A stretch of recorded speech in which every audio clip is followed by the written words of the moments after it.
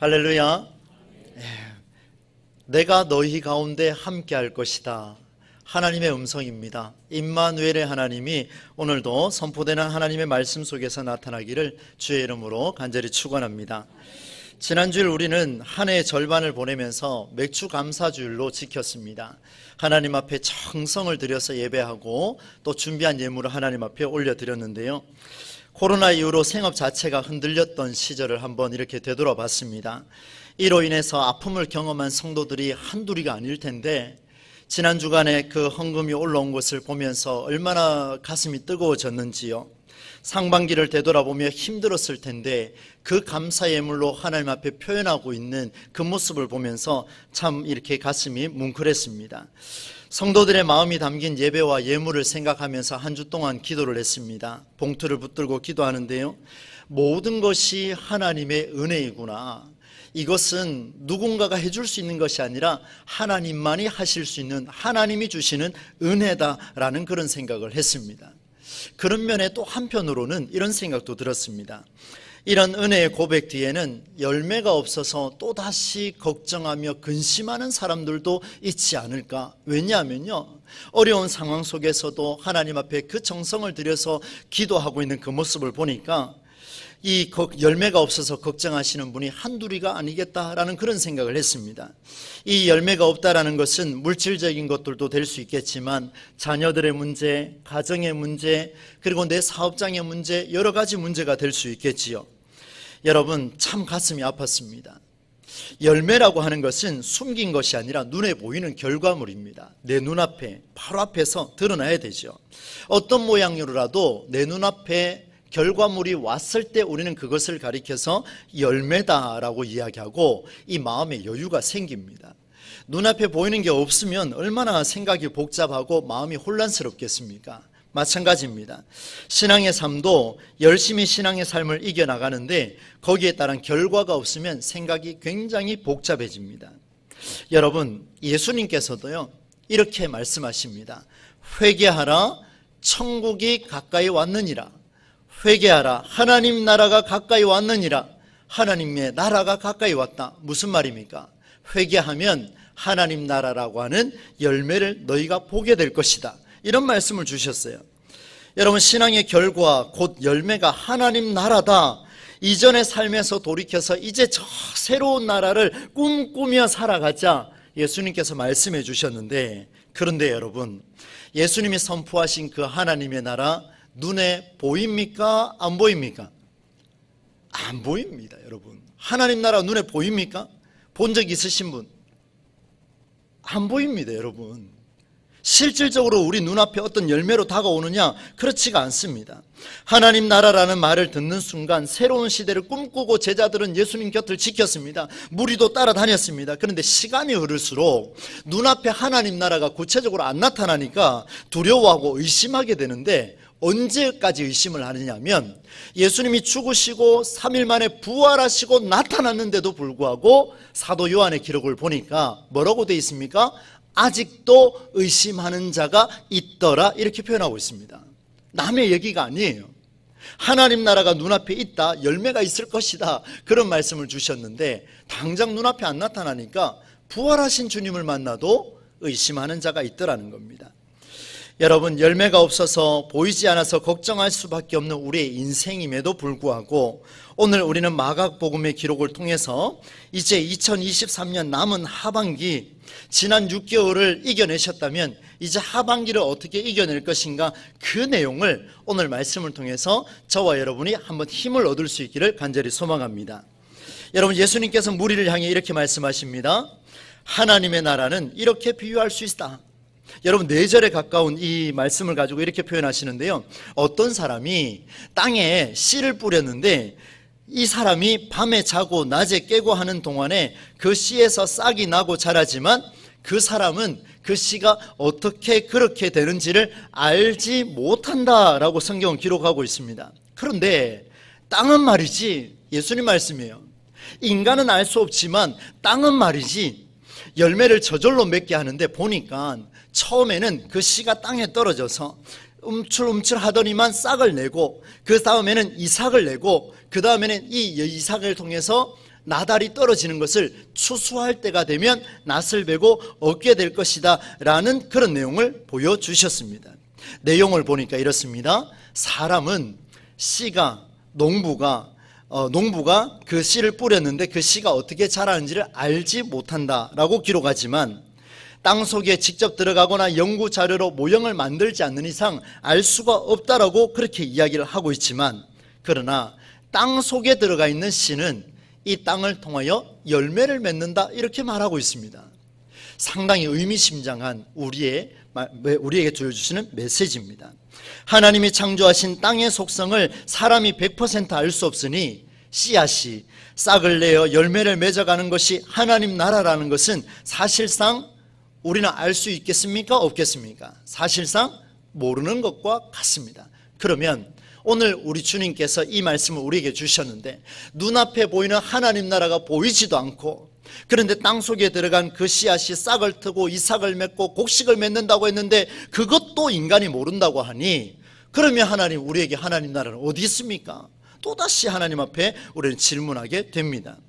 여러분, 예수님께서 바닷가에 둘러싼 큰 무리에게 이렇게 씨 뿌리는 비유를 통해서 말씀해 주셨습니다. 이게 도대체 우리에게 힘이 될 것인가?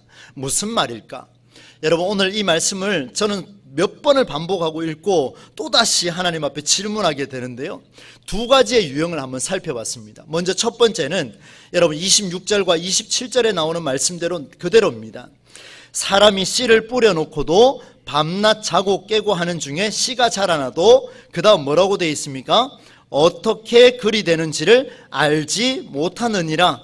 여러분 보세요. 사람이 씨를 뿌려놓고도 밤에 자고 낮에 깨고 있어도 그 땅에서 그 씨앗이 어떻게 자라나는지를, 어떻게 그리 되는지를 사람이 모른다라고 그렇게 말하고 있습니다. 씨가 자라나는 과정 전체를 사람이 알 수 없습니다. 하나님, 도대체 이 말씀이 무슨 의미입니까? 사람은 열매가 나올 때까지 기다릴 수밖에 없습니다. 물론 사람이 할 수 있는 일은 많이 있습니다. 농부가 씨를 뿌리고 관리하는 것처럼 때로는 물을 주고 개간을 하고 그 속에 가서 잡초도 제거해주고 많은 수고를 할 수 있어요. 그러나 동시에 인간은 소극적일 수밖에 없습니다. 와, 언제 이만큼 자랐나? 우와, 이렇게 탄성을 질러도 씨가 열매가 되기까지 그에 대한 과정은 인간이 알 수가 없습니다. 오로지 열매가 맺어지기를 두 손 모아 빌고 있는 무속신앙과 같은 그런 신앙의 형태가 오늘날 한국 교회 안에도 여러 종교 형태 속에서도 많이 일어나고 있는 게 오늘 우리의 모습이지요. 여러분, 이것을 보고 많은 생각이 들었는데, 무슨 생각이 들었냐면, 이런 모습은 영어로 이야기해서 why, 왜라는 질문을 달고 살아가는 사람들과 같다라는 것을 깨닫게 됐습니다. 들어보세요. 여러분, 왜라는 질문은요 꼭 필요합니다. 우리 자녀들, 아마 어린아이들 양육하시는 분들 잘 알 겁니다. 아이들 책 중에 Why라는 책이 있습니다. 시리즈로 나와 있는데 그만큼 왜라는 질문을 하는 것은 굉장히 중요합니다. 신앙에 있어서도 중요하죠. 그런데 이 왜라는 질문이요, 이렇게 가면 곤란해집니다. 무슨 말인가 하면, 나에게는 왜 열매가 없을까? 다른 사람은 지난 상반기 동안 많은 것을 얻게 됐는데 하나님, 나는 왜 열매가 없습니까? 왜 없습니까? 이런 상황에 왜라는 질문이 나오게 되면 끊임없는 걱정 속에서 살아갈 수밖에 없습니다. 예수님께서 말씀하신 하나님 나라는 이렇게 왜라고 질문하는 순간 우리 눈에 절대로 보이지가 않습니다. 왜라고 질문하는 순간 그 하나님 나라는 우리와 점점 멀어져 갑니다. 하나님 나라는 이 땅에 있다 그랬는데 왜라는 질문을 계속 하다 보니까 그 하나님 나라는 나와 점점 동떨어지는 그런 모습을 볼 수가 있습니다. 이제 여러분 주목해야 될 대목이 있는데요, 28절과 29절 말씀을 한번 보십시오. 이 말씀을 같이 한번 읽어보겠습니다. 시작. 땅이 스스로 열매를 맺되 처음에는 싹이요 다음에는 이삭이요 그 다음에는 이삭에 충실한 곡식이라. 열매가 익으면 곧 낫을 대나니 이는 추수 때가 이르렀음이라. 아멘. 여러분 잘 보세요. 사람은 모른다 그랬습니다. 그런데 땅은 놀랍게도 스스로 열매를 맺어가고 있습니다. 땅을 가리켜서 사람을 지칭하는 대명사가 될 수 있는가? 라고 물을 수 있겠는데, 여러분 될 수 있다라는 것을 볼 수 있습니다. 왜냐하면 여러분 오늘 돌아가시면 마가복음 4장 전체를 한번 읽어보십시오. 거기에 읽어보면, 특별히 4장 1절부터 20절까지 읽어보면 여기에 하나님의 말씀이 뿌려졌는데, 씨앗이 뿌려졌는데 어떤 땅은 보니까 길가고 어떤 땅은 보니까 돌밭이에요. 어떤 땅은 보니까 가시덤불이 엮여 있습니다. 그런데 어떤 땅은 보니까 좋은 땅이다, 이렇게 표현하고 있습니다. 누구를 가리키는 겁니까? 우리를 가리키는 거예요. 하나님의 말씀을 받아들이는데 누구는 길가처럼, 누구는 돌밭처럼, 누구는 가시덤불처럼 봤는데 아주 특이하게도 어떤 사람은 좋은 땅에 있는 것처럼 그 씨앗을 받아들이더라, 이렇게 말씀을 하고 있습니다. 이 말씀의 결론이 뭐냐면요, 말씀을 받는 우리가 좋은 땅이 될 때 세상의 염려와 고난과 걱정과 어려운 상황과 아픔과 여러 유혹에서 벗어나서 30배, 그 다음 몇 배입니까? 60배, 그 다음요 100배의 열매를 맺을 수 있을 것이다. 어떤 땅이 될 때요? 좋은 땅이 될 때 그렇게 말씀하셨습니다. 여러분 성경 20절 말씀 한번 보십시오. 좋은 땅에 뿌려졌다는 것은 곧 말씀을 듣고 받아 30배나 60배나 100배의 결실을 하는 자니라. 아멘. 여러분, 매주 선포되는, 매 시간마다 선포되는 주의 말씀을 통하여 여러분의 삶이 좋은 땅이 되셔서 30배, 60배, 100배의 열매를 거둬가는 우리 동부제일교회 모든 성도가 되시기를 주의 이름으로 축원합니다. 정말 축원합니다. 이렇게 돼야 돼요. 교회 열심히 나오는데 이렇게 안 되면 안 되는 게 이상한 거 아니겠습니까? 그런데 왜 안 되는지를 볼 수 있습니다. 여러분, 땅이 스스로 열매를 맺는다라는 이 말씀, 땅이 지칭하고 있는 것은 다름 아닌 바로 나라는 사실을 여러분 전제로 하시고 저를 따라오셔야 되겠습니다. 그러면 여러분, 씨앗이 땅에 뿌려지고 나면요, 땅의 역할이 있습니다. 이 땅의 역할이 뭘까? 땅은요, 그 씨앗이 땅 속에 들어왔을 때 그 씨앗이 싹이 되기까지 열심히 보다듬어 줍니다. 싹이 피고 이삭을 내고 열매를 맺도록 온 힘을 쏟아냅니다. 이 땅이 바라보는 시선은 어디에 있을까요? 이 땅이 바라보는 눈은 어디에 있을까요? 그 눈은 오로지 그 콩알보다 더 작은, 그죠? 엄청나게 작은 그 씨앗을 향해 시선이 집중되어 있습니다.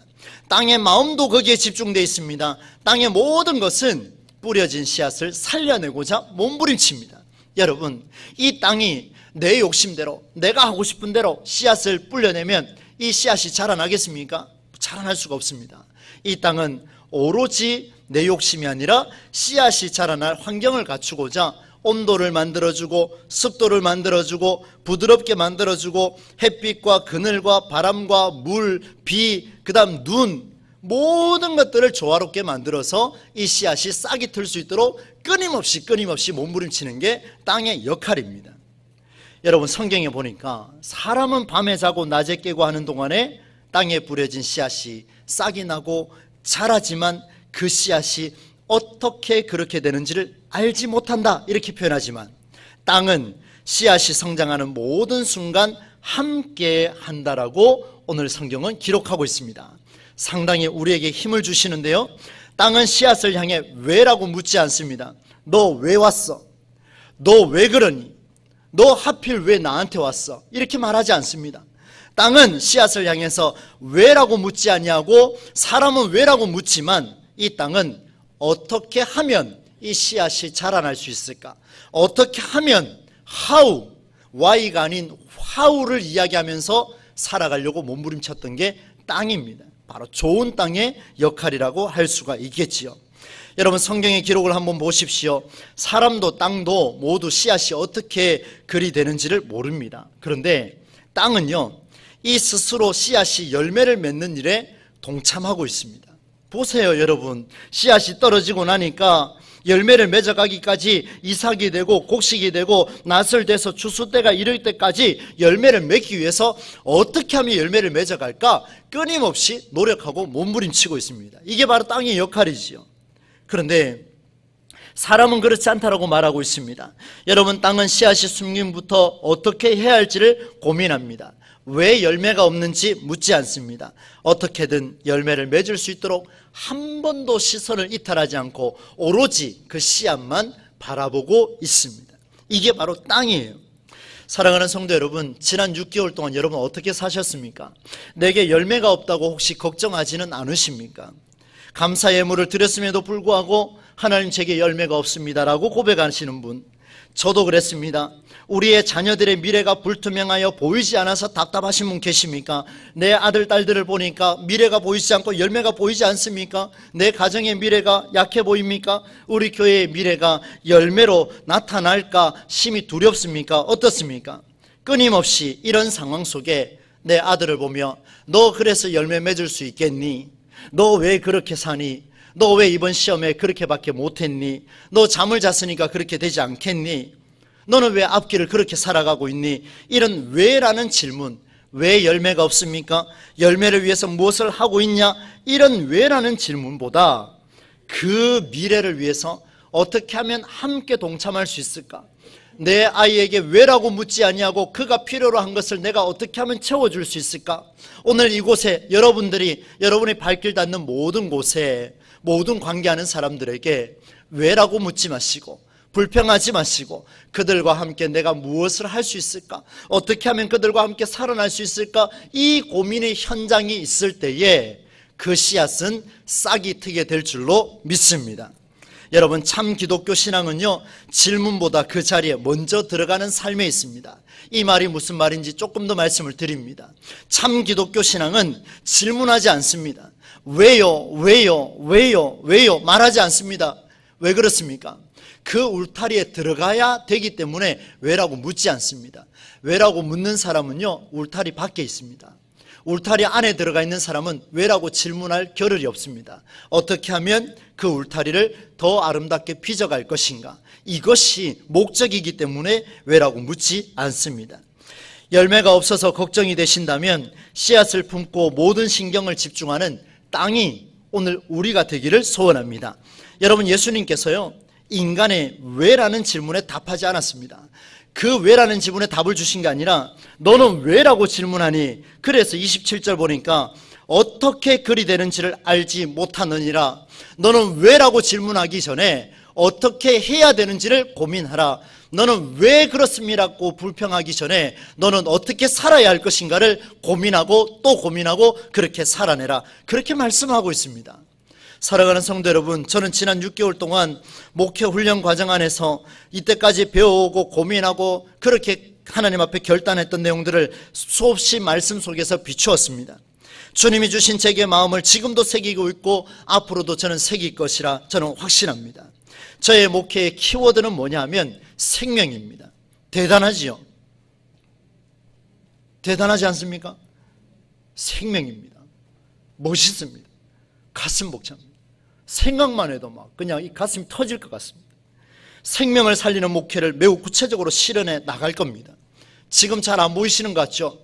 엄청나게 지금 구체화되고 있습니다. 생명을 살린다고 하니 거창한 것처럼 보입니다. 그런데 여러분, 이 생명이라는 비전이 공허하고 무의미하거나 이상주의적인 그런 것이 아니라 저는 매우 구체적인 삶으로 실천해 낼 것입니다. 왜요? 저는 그 생명의 울타리 밖에 있는 게 아니고 울타리 안에 있기 때문에 이제 내가 이 교회를 위하여 어떻게 살아낼 것인가? 이제 내가 이 성도들을 위하여 내가 무엇을 할 것인가?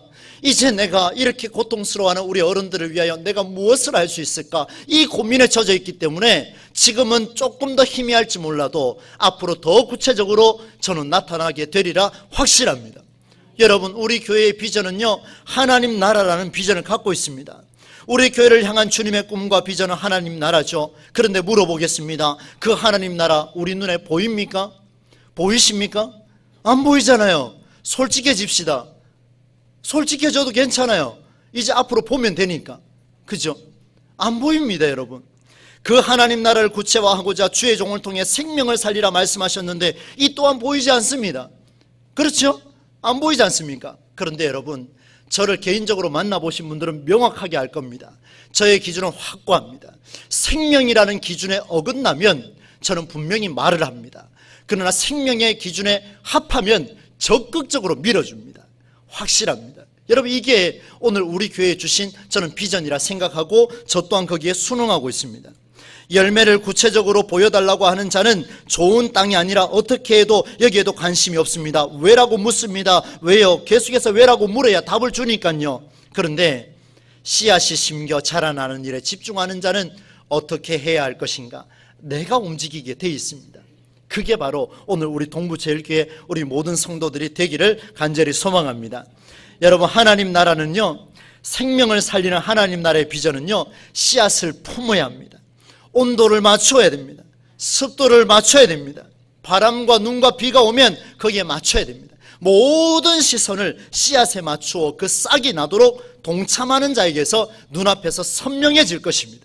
하나님 나라가 지금은 공허할지는 몰라도 앞으로 이곳이 바로 우리 동부제일교회가 여러분이 예배하고 돌아가는 각 가정이 하나님 나라가 무엇인지를 구체적으로 여러분의 삶을 통해 드러나게 될 줄로 믿습니다. 여러분, 사과를 드셔보셨습니까? 맛있지요? 아무도 안 드신 것처럼 굳은 표정으로 저를 보시면 저는 여러분 사과를 좋아합니다. 그런데 여러분, 사과 안에 씨가 어떻게 생겼는지 궁금해가지고 제가 이렇게 힘도 들여서 쪼개보기도 하고 칼로 썰어보기도 하고 다 해봤습니다. 딱 쪼개보니까 톡톡 흔들면 뭐가 떨어집니까? 씨앗이 떨어집니다. 기가 막히죠? 큰 것도 있고 작은 것도 있고 예쁜 것도 있고 못난 것도 있고 하여튼 씨앗이 떨어집니다. 그런데 이 사과 안에 씨를 보고 싶어서 잘랐더니만 씨를 봤는데 씨 안에 든 사과는 보고 싶어서 잘라봤습니다. 안 보이더라고요. 여러분, 본 분 계십니까? 씨앗을 한번 잘라보십시오. 안 보입니다. 그런데 씨앗을 만든 자는 그 씨앗이 어떻게 열매 맺을지를 안다라는 것을 여러분 아셔야 합니다. 하나님 나라는 사과를 쪼개서 씨앗을 보는 게 아니고 씨를 쪼개서 그 안에 사과를 볼 수 있는 눈을 가진 자가 하나님 나라를 보게 될 줄로 믿습니다. 이게 바로 성경이에요. 여러분, 씨는 하나님의 말씀이라 그랬습니다. 하나님 나라는 그 씨 안에 있습니다. 그 씨는 하나님이 직접 만드셨기 때문에 그 씨 안에 하나님 나라는 폭발적으로 드러나게 될 것입니다. 여러분, 씨를 뿌리는 것은 사람이 뿌리지요.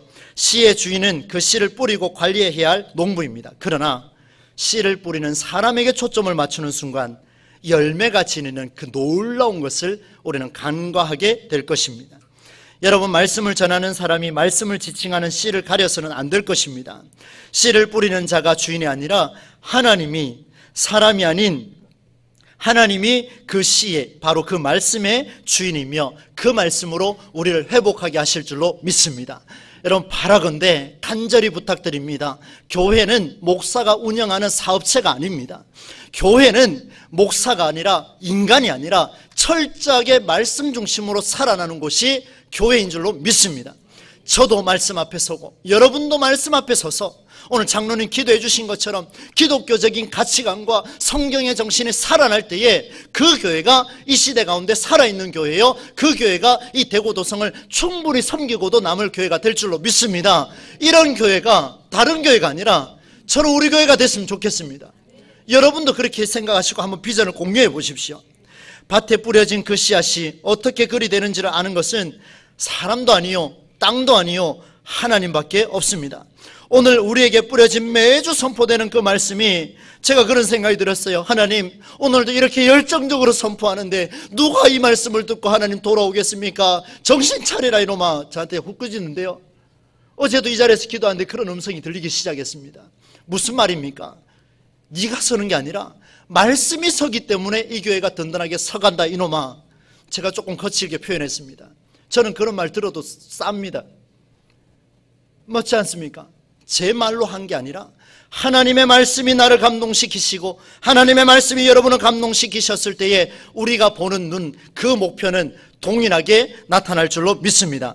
하나님의 말씀이 내게 들려오면 여러분 거리낄 수밖에 없습니다. 새로울 수밖에 없습니다. 마음에 부담이 됩니다. 왜요? 그 말씀은 우리에게 익숙하지가 않기 때문이에요. 그런데 여러분 기억하셔야 됩니다. 이 말씀이 내게 익숙해진다면, 내 경험 속에서 판단했을 때 아하, 이것은 이 말씀은 내게 주시는 말씀이구나 익숙해지는 순간, 그때는 Y의 수단으로 그치고 말 것입니다. 무슨 말입니까?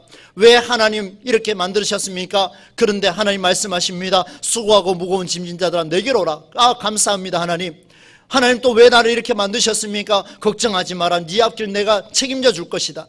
이런 차원의 말씀이 아니라, 하나님, 이제 이 어려운 환경 속에, 지금 눈물과 아픔 속에, 사업도 망해가는 이 자리 속에 가슴을 치며 하나님 앞에 드릴 것이 없어서 1,000원짜리 꾸깃꾸깃 넣어서 맥주 감사금 드리는 이 현장 속에 주여, 주님이 나와 함께 하심을 믿으며 이제 내가 어떻게 살아야 하겠습니까?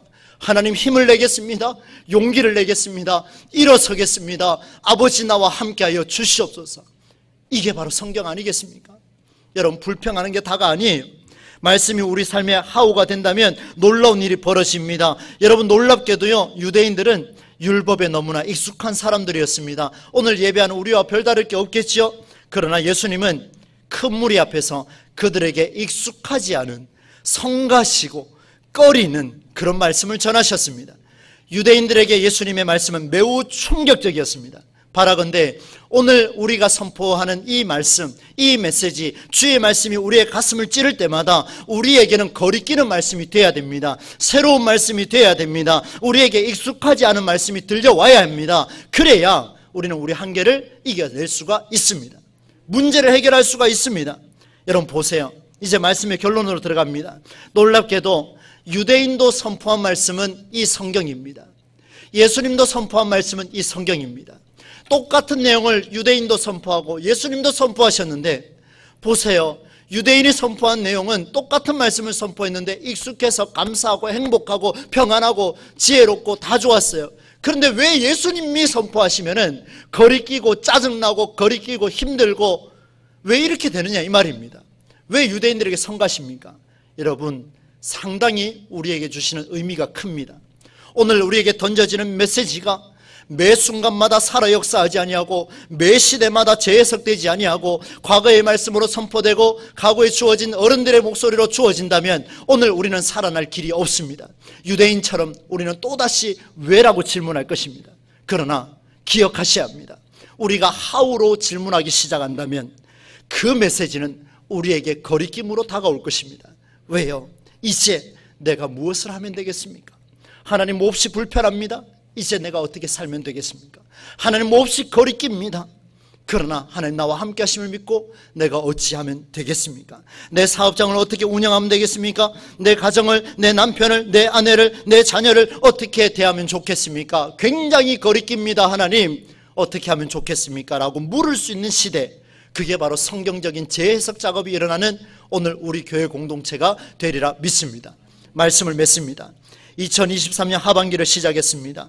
한 해 절반을 보내고 시작하는 중요한 시점에 내 삶의 열매가 없어서 걱정되지는 않습니까? 내 자녀를 봐도, 내 사업장을 봐도, 내 회사를 봐도 열매가 없다고 생각되지는 않습니까? 그때 우리는 하나님 앞에 Why? 하나님 왜 이 모양 이 꼴로 만드셨습니까? 라고 질문하지 말고 주여 How? 내가 어떻게 살까요? 하나님 내게 힘을 주십시오. 나 할 수 있습니다. 내 뒤에 든든한 백이 주님이 계시기 때문에 나 이 사업장 이겨낼 수 있습니다. 하나님 우리에게 말씀하십니다. 어떻게 해야 할지 고민하고 움직이라. 어떻게 살아낼지를 고민하라. 그때 동부제일교회를 내가 사용할 것이다. 막연한 것이 아니라 땅에 씨앗을 품고 온도와 습도 등 모든 것을 시선을 맞추어 추수 때까지 힘썼던 것처럼 좋은 땅이 되셔서 우리도 구체적으로 습도를 맞추고 구체적으로 바람을 조절하고 구체적으로 양분을 공급받아서 양분을 나누어주는 이런 구체적인 실천이 이루어질 때에 우리 동부제일교회는 씨 안에 있는 사과를 만나는 놀라운 역사를 경험하게 될 줄로 믿습니다. 오늘 저와 여러분에게 특별히 오늘 예배하는 여러분 한 사람도 빠짐없이 하나님 나라가 그 씨 안에 사과처럼 열려지는 역사가 충분히 일어나기를 우리 주 예수 그리스도의 이름으로 간절히 축원합니다. 거룩하신 하나님 아버지, 오늘 우리에게 마가복음을 통해서 말씀을 허락해 주셔서 감사합니다. 우리는 지금까지의 삶을 되돌아보며 참 힘들었습니다. 마음이 복잡했습니다. 그래서 하나님 앞에 우리는 왜라고 질문했습니다. 그런데 하나님 오늘 말씀을 주셨습니다. 이번 하반기 동안은 왜라고 질문하지 아니하고 하우라고 물으며 이제 내가 어떻게 하면 좋겠습니까? 라고 물으며 하나님 앞에 살아가는 우리가 될 수 있도록 인도해 주옵소서.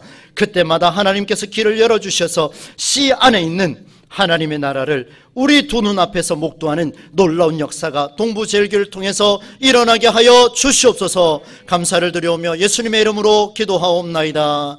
아멘.